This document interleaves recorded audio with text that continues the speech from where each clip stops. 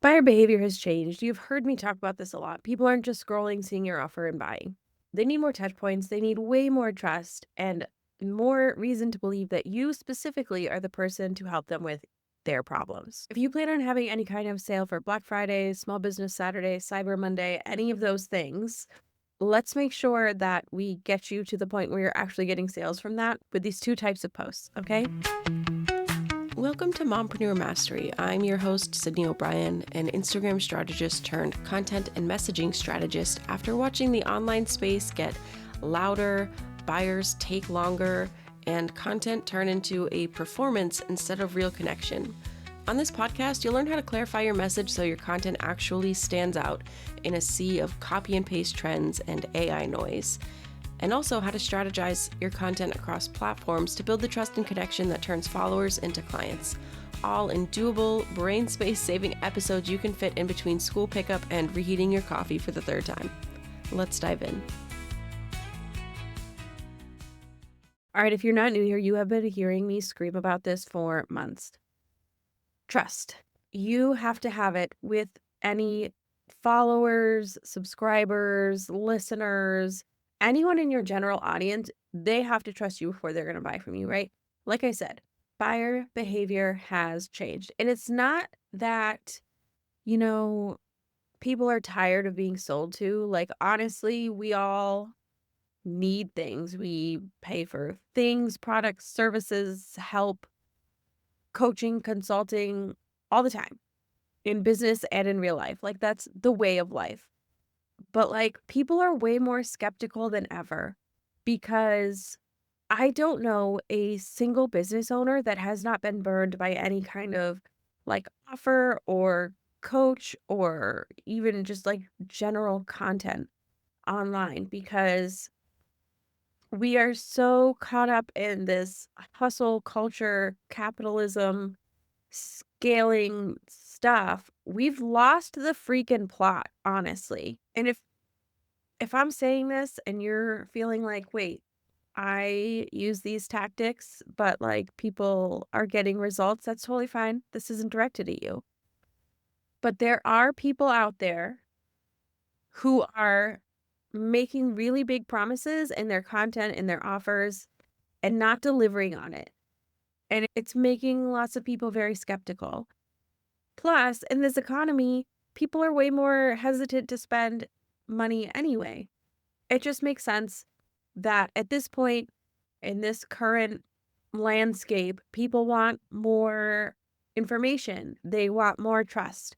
They want to know you more, your values, your mission, how you work, to make sure that you are not gonna ghost them or like not make these big promises and then not deliver them and not help them in the way that they need to be helped. So that is where your buyers are at right now. And at any point in marketing, I feel like the foundation of marketing is messaging, and a lot of that comes down to understanding where your potential buyers and clients are. And I want to say it's obviously not a bad thing to make money. We need it, right? Like, it's kind of inevitable. But when we focus so much on like scaling and hitting six figures or whatever, with that being the ultimate end goal, we can lose a lot in the process. And again, I'm not saying this is absolutely everyone, every business, every coach, everyone in the online space, but I feel like it's a lot of the bigger names, and that kind of trickles down to both people hiring them for help and assistance in their own businesses, and also the people that are kind of emulating and imitating them in their own marketing and offers, right? We see a lot of that too. There's a lot of different like trends in the online business world when we went from, one-on-one coaching and freelancing into group coaching, into memberships. Like, it's a very trendy space. Remember when everyone had a VIP day? Yes, we're definitely following trends here, but make sure both in business and in marketing, the trends are not the strategy. The strategy is fit for your business, not just following along with everyone else. So if you are planning on having some kind of sale to end the year on a good note, whether it's like a Black Friday offer or a holiday offer, Small Business Saturday, Cyber Monday, whatever it might be, Knowing that people need more touch points, more connection and trust than ever, you got to start planning ahead if you haven't already and start making sure that you're getting that trust and connection before you go to promote your actual offer, right? You want to seed it. You want to show you are the right person to help your audience with this. You want to show that your offer is the right fit for them. Give a taste of how it works, what's different about it, so they know that yes, this is the thing I need. And there are two posts that are really going to help you do that: the connection posts and trust posts. So when we talk about connection, I don't just mean, oh, you like books and coffee? So do I. Because that describes a whole fuck ton of people, to be perfectly honest. That doesn't really narrow it down. I want you to think about two things, okay?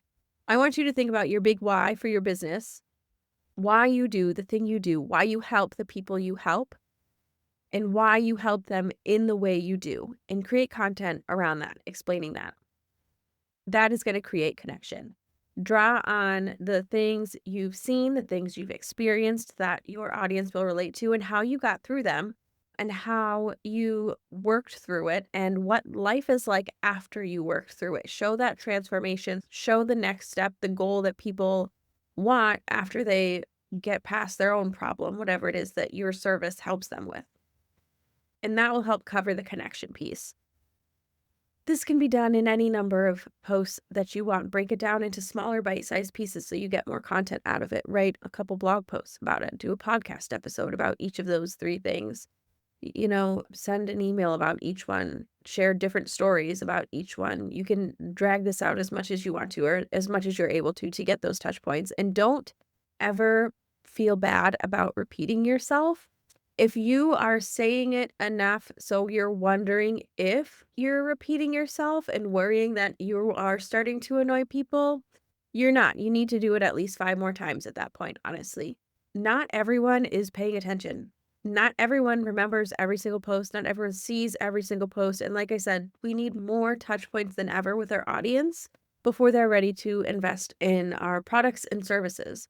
So keep talking, keep yapping, keep it up. Pretend it's like, when you ask your kid to clean their room, you got to do it a lot before they actually listen.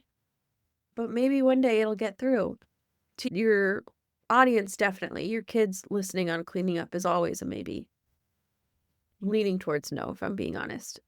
And then the second type of post that you need are trust building posts. This is where we want to share client wins. We want to share any kind of social proof that shows what you do, the specific way that you do it, and how. Case studies are a really great way to do this. Sharing testimonials and screenshots is okay, but it's not as helpful as like a good case study or a good storytelling piece of content where people can really put themselves in the shoes of you or a past client that you've worked with, where you can walk them through the whole process of, what they were feeling before they hired you, what problems they were experiencing, what secondary like symptoms they had because of that problem.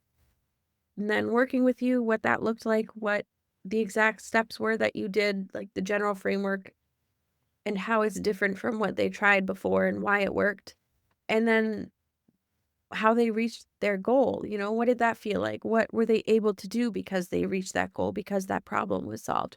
Walking them through the whole process like that is really going to paint this picture of, oh, wow, she gets me because she sees like these problems, these feelings because I have these problems, and she can help me get to that end goal so that I can do XYZ, so that I can stress less about finances, so that I can have a website that sells, so I can have an entire month of content done, whatever that next step might be, depending on whatever your business is. But showing that whole beginning, middle, end of the process builds an insane amount of trust. And again, that's a lot for like social media content. You can break it down into multiple posts for social media. You could do a big email about it. You could do a podcast episode or a blog about it. Bring that person on, do like an on-air coaching session or alongside your interview and talk about it. Because hearing it from the person themselves is going to be so much more powerful than just reading words on a screen, right? Hearing their voice, hearing their own story is like an amazing source of trust. I mentioned it in a couple episodes ago, maybe. I don't know. I've lost track of all time. But I was looking at a sales page and there were some really cool testimonials listed, but they weren't actual people. Like I looked them up. I looked up their, tried to look for them on Google, Instagram, Facebook, Threads, wherever, LinkedIn, that the person giving the so-called testimonial did not exist.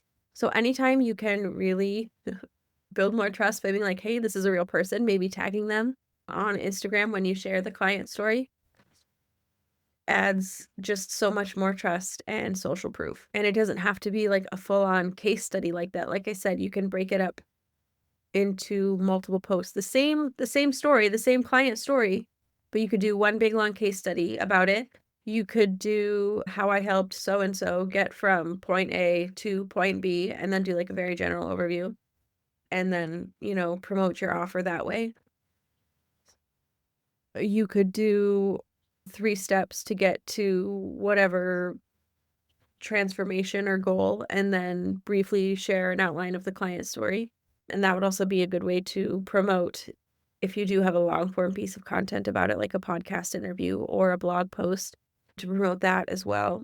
But the more you talk about it and share this information, even like little bits of the same story or repeating the same story, the more trust you're going to build. It builds consistency, it builds that subconscious trust with the consistency and messaging that you have probably already been talking about in your marketing, and also trust in you and your offers, right? Showing like, hey, this actually does get results, and not even just for me, but for other people. When you're able to show how you help other people with maybe slightly different circumstances than you, different situations, different context, it builds a whole lot more trust than just saying, hey, I was able to do this thing for myself.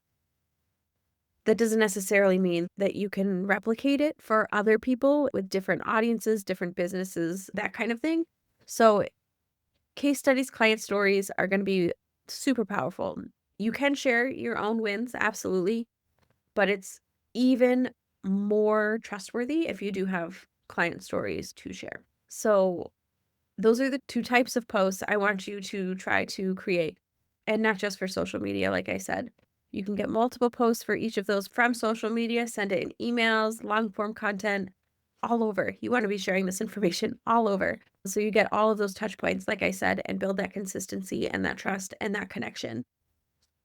And that way, when you are ready to promote for Black Friday, Cyber Monday, what have you, the trust and connection is there. They know what you're selling. They know how you work. They know you get results. They know who you help, and it could be them. And they're going to be that much more eager and ready to buy when you share your amazing sale information. If you are someone who is already juggling unplanned sick days and, forgotten early release days from school and all this stuff, and you just don't think you have time to map out your own content, or maybe you're just not a plan it out kind of person. I have a pre-holiday sale on what I am calling the Holiday Helper Content Plan, where I will do it all for you. I will plan 4 weeks of posts and emails. All you have to do is add your own graphics or video for social posts, schedule, and, wipe your hands of it. It's pretty easy for you. It's a way to have the plan that gets the sales without having to do the planning or strategy yourself. I do all of that for you. And then again, you just have to add your own graphics and video and then schedule. You can get the information on that at the link in the show notes. It's called the Holiday Helper Content Plan. I had a lot of fun making the sales page. So even if you aren't interested, please check out the sales page because it's worth it. It's on theme. But yes, whether you're planning or creating your own content or you're working with someone to do it, make sure that a lot of it revolves around trust and connection, specifically related to the pain points and transformation of the offer you plan on promoting for your holiday sale, so that it's all connected, right? But you're going to need a lot more of it this year as opposed to previous years. So start planning ahead and working that in now. And again, If it's not something you're interested in doing, if it's not something you have time or the brain space for, check out the Holiday Helper content plan because trust and connection it can't be an afterthought if we really want our marketing efforts to lead to sales. But with the content plan, they're built right into the plan. And that's what makes your content convert during the holidays without burning you out when you have a million bajillion other things going on as a mom. So check that out in the show notes, and I can't wait to see what kind of trust and connection posts you share. Feel free to send them to me on Instagram. I am at sydneyobrien.co.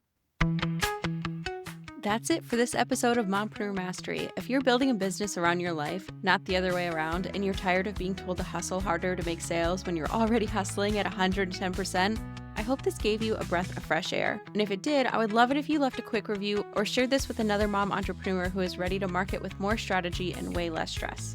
And if you want to see what a cohesive content map across multiple platforms with strategic messaging looks like, check out the link in the show notes to grab your free copy of the Buyer Journey Content Map. I'll see you next time.